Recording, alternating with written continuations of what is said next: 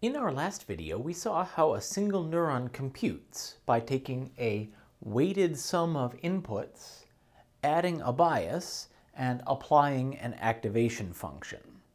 And that by using this step function for our activation, we can get a binary classifier, or by using this linear function for our activation, we can get a regressor. And we concluded with the idea of measuring a model's loss on its data set using the sum of squared errors and training the model using the gradient of that loss function. I've written out a loss function here with notation that emphasizes that the loss depends on the parameters of the model, namely the weights and the bias.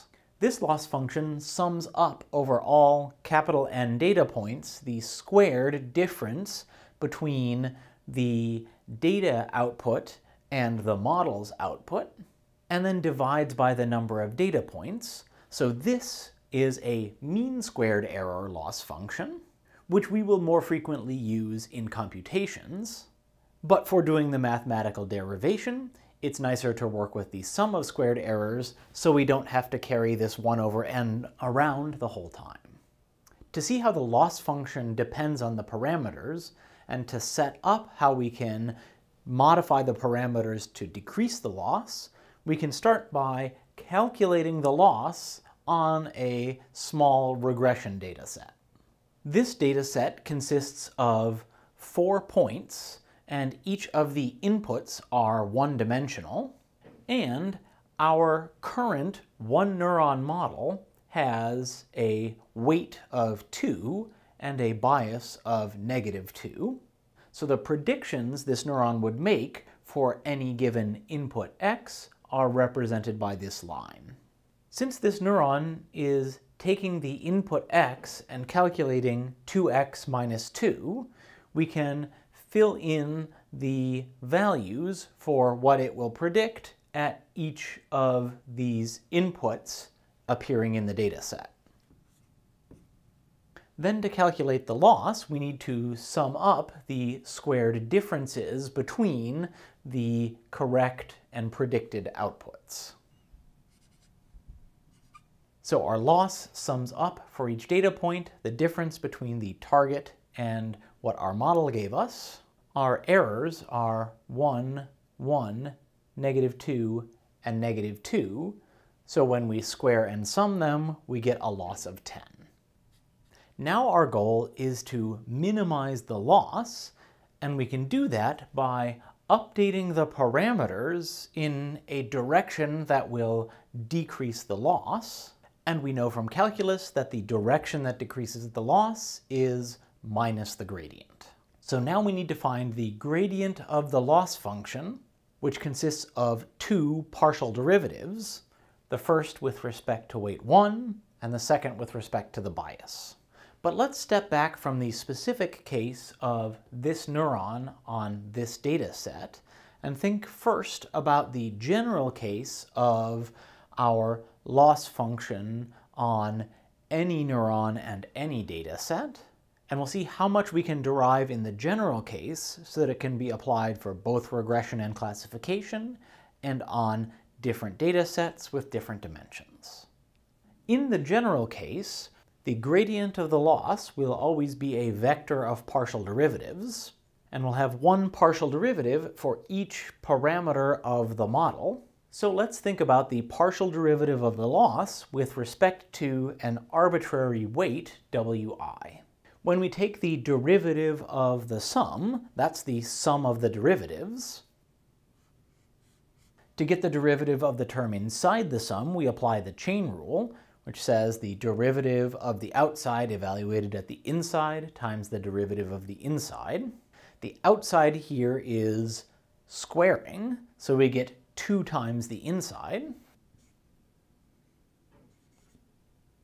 times the derivative of the inside, and with respect to the variable whose derivative we are taking, wi, yj is a constant, and so we get minus the derivative of the activation function.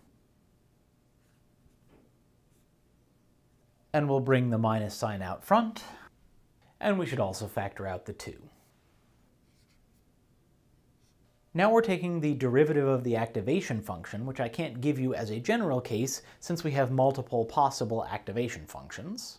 But when we apply the chain rule here, we will eventually need to take a derivative of the weighted sum of inputs, and since that calculation happens for every neuron, we'll always need that partial derivative. For data point j, I'm using xj without the vector hat to mean this weighted sum of inputs for that data point, and the derivative of that weighted sum of inputs with respect to the ith weight ends up with only one term, because there is only one term in this sum that contains wi. The derivative of wi xi is just xi, so we get for this partial derivative the ith component of this jth data point. Similarly, if we were taking the partial derivative with respect to the bias, the whole summation would go away, and we'd end up with a derivative of 1. Next, we'd like to apply this to our regression example, but first it's worth noting that the main term in this sum is something we've already seen.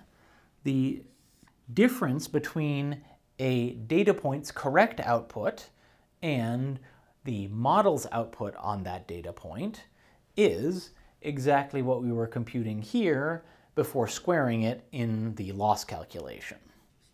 So let's name that the error for the jth data point, which means that calculating our partial derivative just means summing up the errors times the derivative of the activation function over all of the data points and multiplying by -2.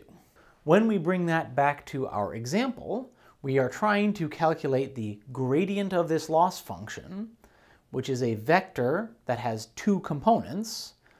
The first component is the partial derivative with respect to w1, and the second component is the partial derivative with respect to b.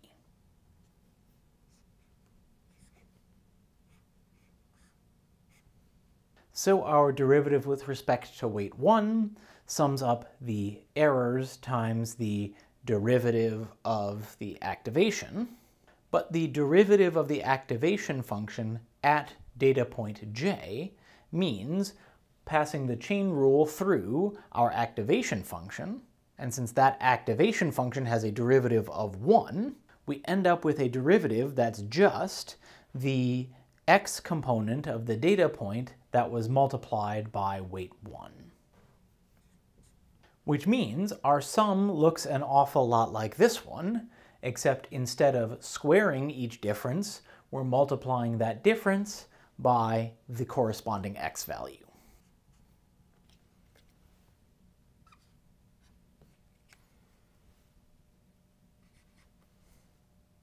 And the partial derivative with respect to the bias is similar, only instead of getting actual inputs here, the bias was multiplied by 1, and so we just add up the errors. Now we have both partial derivatives, so putting them together into a vector gives us the gradient. At this point, it's worth taking a moment to think about the geometry of this loss function and its gradient. Remember, the loss is a function of the model parameters, that is the weight and the bias. And so if we were going to draw the loss function, it would have 2 inputs, w1 and b. And any point on this diagram represents some possible function the neuron could compute. If I picked a point over here, that would specify a weight of -3 and a bias of 2, and so that would specify a different parameterization of our linear neuron. Our particular example corresponds to w1 equals 2 and b equals -2, and for these particular parameters we determined that the loss was 10. But for other parameters, we would get different values of the loss. And so we can think about a plot where the loss value is coming out from the whiteboard, And we are trying to find the point within this space that minimizes that loss function. And when we calculate the gradient at a particular point in the space, that tells us from this point in which direction is the loss most steeply increasing. And so if we take a step in the direction opposite the gradient, then we should be able to decrease the loss and have a model that is better at representing the data set. We take that step by subtracting a small multiple of the gradient from the current values of our parameters. That multiple is known as the step size, and I'll represent it for now with the letter eta. And if we chose eta to be 0.01, then we would subtract 0.22 from the weight and subtract 0.04 from the bias, meaning that we are moving in this direction to try and decrease the loss of our model. And now, with new values for both parameters, we can evaluate the loss the model would have on the data set with the new parameters, and then take another gradient step to improve it further. In this particular case, the loss surface is shaped somewhat like this, and if I were to draw contour lines on the graph, it would look something like... My drawing is far from perfect, but we know from the gradient that the landscape is very steep in this direction and much less steep in this direction, which makes sense because adjusting the weight will affect the error much more quickly than nudging the function up and down by changing the bias. And we can also think about what would the function we get here look like. Well, we've slightly decreased the bias, so we've shifted the intercept down, but we've much more significantly decreased the weight, which is going to reduce the slope, and so we're going to get something that is slightly shifted down and tilted to the right, which is in fact a better representation of our data set. Now we'd like to apply the same approach to classification, but we immediately run into a problem, which is that when we take the derivative of the activation function, that's almost always going to be 0, and so we're going to have no information at all in the gradient of the loss function. We solve this by replacing the step function activation with a smooth approximation known as a sigmoid. And the formula for the sigmoid activation function is 1 over 1 plus e to the minus x. When we think about how this function behaves, when x is large, this exponent is tiny, so this term goes to 0, and the function approaches 1. On the other hand, when x is very negative, this becomes a very large exponent, meaning that the denominator is going off to infinity and the function is approaching 0. So we get roughly 0 over here and roughly 1 over here, but a nicely smooth transition between them. If we plot a classification boundary with this sigmoid function, we can still draw a dividing line where the weighted sum of inputs goes from being negative to being positive. But now, when the input is close to that dividing line, the function will be outputting approximately a half, and it will only be outputting something close to 1 or close to 0 when we are far from that dividing line. But that may very well be okay, because we probably shouldn't be quite as confident in our predictions for points that lie right on the boundary.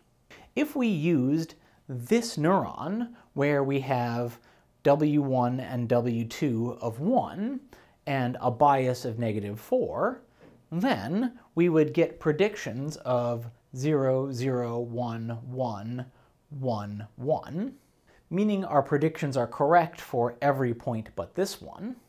On the other hand, if we use the sigmoid activation function, When we calculate our weighted sum of inputs, we'll get -1 for the first point, and when we pass that through the sigmoid, we'll get 1 over 1 plus e, which comes out to 0.27.